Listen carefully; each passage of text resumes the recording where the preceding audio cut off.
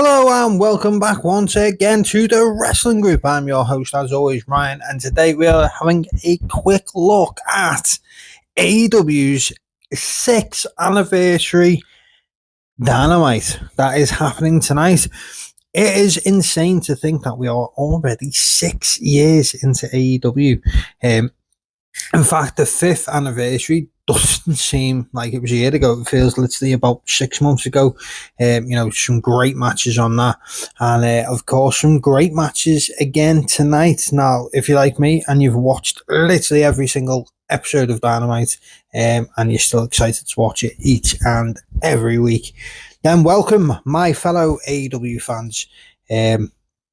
If you, of course, you haven't seen these videos before, I do a little preview and prediction of what I think is going to happen, who I think is going to win each of the matches that are announced, and where I see it going in the future. And of course, don't forget, you can always subscribe to the Wrestling Group if you haven't already, and let me know your thoughts, any predictions you have for tonight's 6-year anniversary, or just in general. Let me know. If there's any of the matches you're looking forward to, if there's any matches you think will be announced for WrestleDream. Of course, that is the next pay-per-view later this month, about 2 weeks away now. So like I say, if you haven't already, make sure you hit that subscribe button, and we are going to get into it. There is a extra half an hour tonight for Dynamite. It's a 2.5 hour show. Normally, obviously, we get 2 hours. The occasional special, we get 3. But tonight is 2.5. Obviously, so far, there are 4 matches announced. Now, of course, in usual tradition, Tony Khan will probably announce another match or two, either just before Dynamite starts or even after it has started. It'll come up in the corner and let us know. That's why sometimes it's hard to do the weekly prediction show, as sometimes you have maybe one match announced and then you wait until about 10 minutes before Dynamite starts to get the full card, and I just can't get them out that quick. But we have 4 matches and 2 segments, so we will start with Joshua Alexander and the Young Bucks. Obviously, the Young Bucks are currently trying to align themselves with any faction. The Elite is officially broken up. They're trying to maybe hang on to the connection with Kazuchika Okada through the Don Callis family, which obviously Josh Alexander's with. And we've seen them on occasion continuously to keep team with the Death Riders. So they're trying to find their space right now and see how they fit back into the world of AEW. So they are team with Josh Alexander tonight, and they will be taking on the AEW World Tag Team Champions of Brodito and Kenny Omega. The returning Kenny Omega. We haven't seen Omega since he was taken out by Kyle Fletcher. What was that, about 3-4 weeks ago now? So we haven't seen Kenny Omega since then. So this will be his first match back. It's going to be an exciting one. I feel like there's going to be a lot of good action in this ring, but obviously I do expect the tag team champions and Kenny Omega to pick up the victory.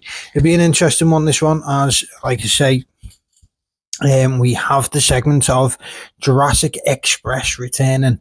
They have returned. Jack Perry returned at the All Out pay-per-view. Luchasaurus launched his Kill Switch belt into the crowd. It was revealed on the Titletron that obviously when Luchasaurus was coming back, it was in fact Jack Perry that was bringing him back. We've seen the full vignette there. They then embraced in the ring, much to the displeasure of the Young Bucks. They have a massive history there. So I believe obviously we have, like I say, the trios match of Josh and the Bucks versus Brodito and Kenny Omega. So I feel like it's going to tie in together, because I think that the first match back for Jurassic Express will be the Young Bucks at WrestleDream. That's where I see this going. So we will see probably a crossover of Jurassic Express either returning. We're going to see maybe that segment before or after the trios match. That's what I'd expect anyway. So like I say, I expect Brodito and Kenny Omega to pick up the victory, and then I expect to start setting up, if not announce, Jurassic Express versus Young Bucks for Wrestle Dream. So we move on next to Darby Allin and the AEW Women's Champion Chris Statlander, and they will take on Wheeler Yuta and Marina Shafir in a mixed tornado tag match. So that means obviously that everyone is legal at the same time. There's no tagging in and out. It's basically going to be mayhem. I'm pretty sure, if I remember right, tornado tags, in fact, are no DQ as well. It's going to be a hell of a lot of fun. I can't wait for this. As soon as they announced this, I was excited. In our household, we are big Darby Allin fans, but, you know, I'm a massive Wheeler Yuta fan, and Marina Shafir fan, and got to admit as well, we love Chris Statlander, so we love all four of these in this match. It's going to be fun. It's going to be exciting. And I feel like it's going to continue on the storyline. You know, Darby Allin going against the Death Riders. So obviously we've got our at Wrestle Dream, they said all out at Wrestle Dream. We've got the rematch. It's Darby Allin versus Jon Moxley in an I Quit match. So that is going to continue that storyline. Maybe we get Chris Statlander versus Marina Shafir. You know, Chris Statlander obviously turned down the chance to join the Death Riders. Last week, she flipped the bird to Jon Moxley. It looked like it was going the way of Statlander to join the Death Riders, especially after Wheeler Yuta's been coming down the last couple of weeks. Whispering in her ear, we haven't seen that at the All Out pay-per-view. He gave her some advice, and then she used his seatbelt pin that he likes to use to pick up the title. So it looked like it was going to go that way. But obviously Chris has decided not to join the Death Riders, and Marina is not too pleased. Obviously, if anyone watches Ring of Honor, Marina is in fact undefeated in Ring of Honor currently. I think she's pretty much made all of her opponents tap out to a finisher, which is strangely called Mother's Milk, but there you go. And of course, if you watch the Independents like I do, you know, she's been Defy Women's Champion now for, was it, around 12, 16 months. Of course, she's undefeated there too. So, you know, she's got a great record at the moment. She hasn't lost many matches in 2025. So, although, yes, she hasn't had a lot in AEW, the one good thing about AEW is one storyline can sometimes help out. That's why I believe that they obviously got with the ranking system, because sometimes storylines were obviously depicting who would challenge for the title instead of it always just being based on how many wins and losses each wrestler had. You know, the storyline obviously of Chris Statlander and the Death Riders, that could lead to her facing Marina Shafir. Obviously, this match could continue on. And then, like I say, Marina is on a really good run. She's having a great 2025. So why not give them a title match against each other at the pay-per-view? Obviously, Wheeler Yuta could even be in Marina's corner. Maybe Chris even gets Chucky T. You know, Chucky T is retired, but Chucky T could, you know, form a best friend. We had, obviously, Chris and Wheeler were in best friends together. That was the connection that they had. We could have Chucky T, in fact, return just to ringside, just to be her manager for the match at the pay-per-view. You know, Chris Statlander with Chucky T versus Marina Shafir with Wheeler Yuta for the AEW Women's World Championship. I'd like to see that match. I don't know about you, but it excites me. And then we have a return of Timeless Toni Storm. She returns to Hollywood. Of course, it's Hollywood, Florida, though. So, you know, I feel like this is going to set up the next thing for Toni.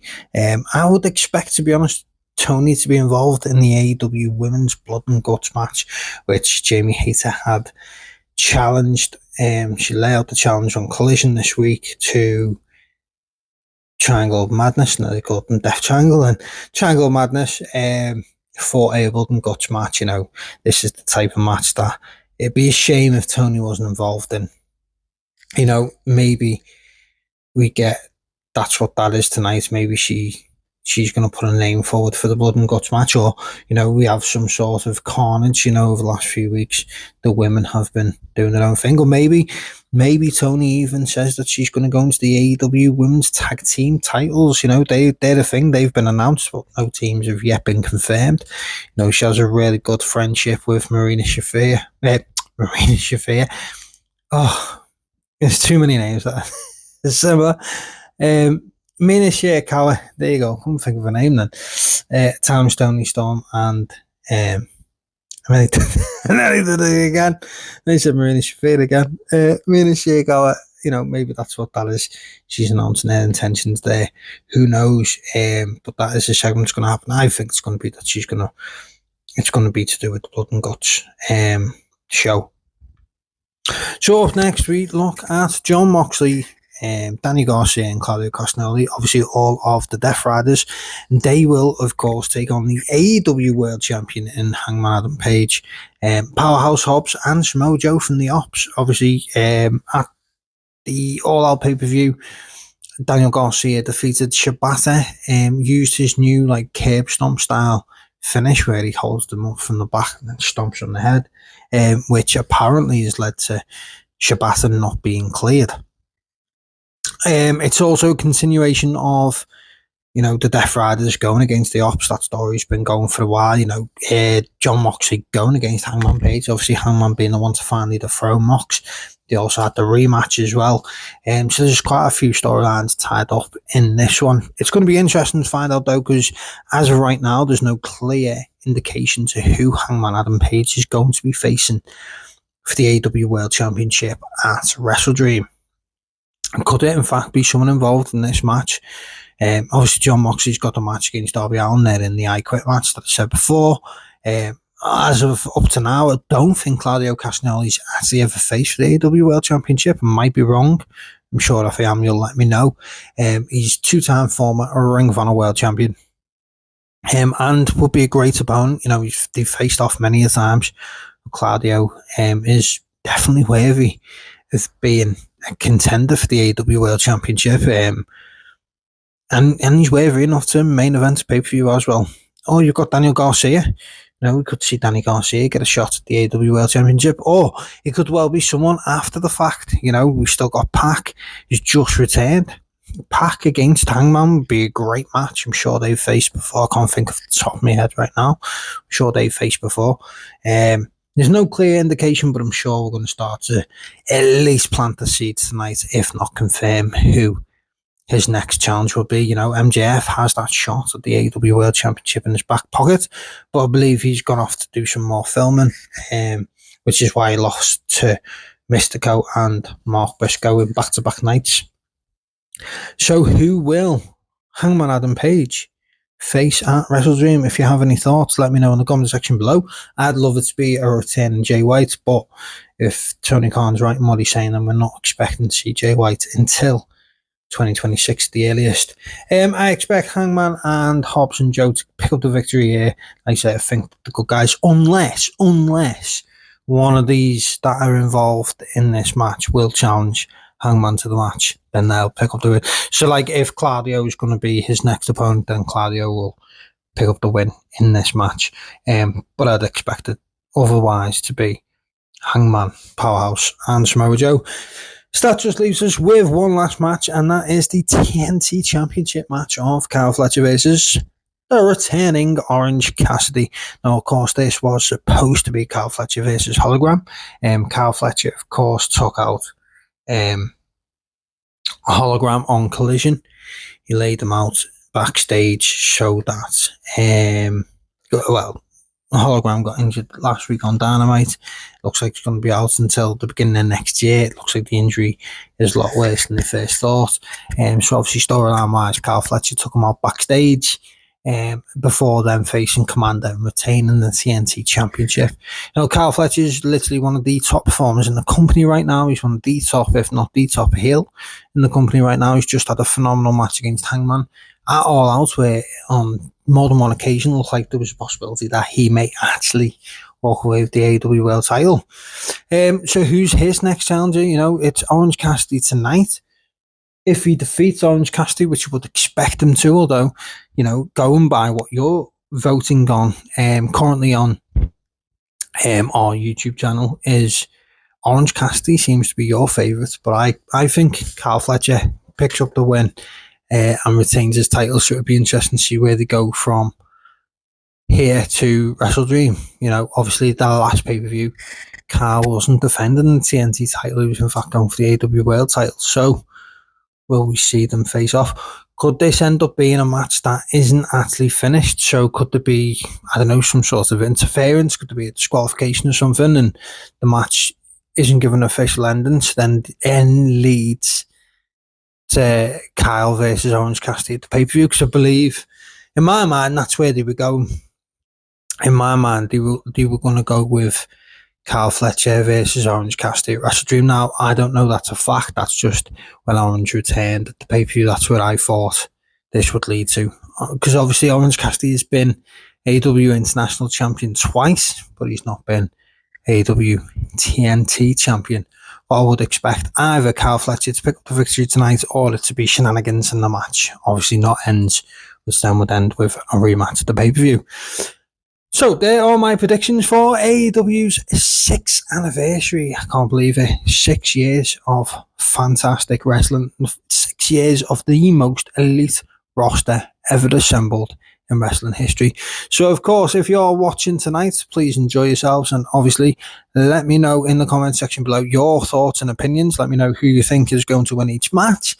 Let me know who do you think is going to be challenging Hangman Adam Page for Wrestle Dream, who will challenge Kyle Fletcher for Wrestle Dream.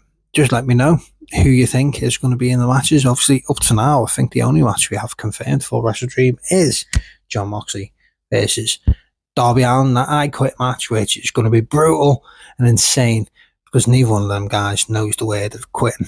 So that is going to be, it could be an everlasting match. Neither one of them could officially quit.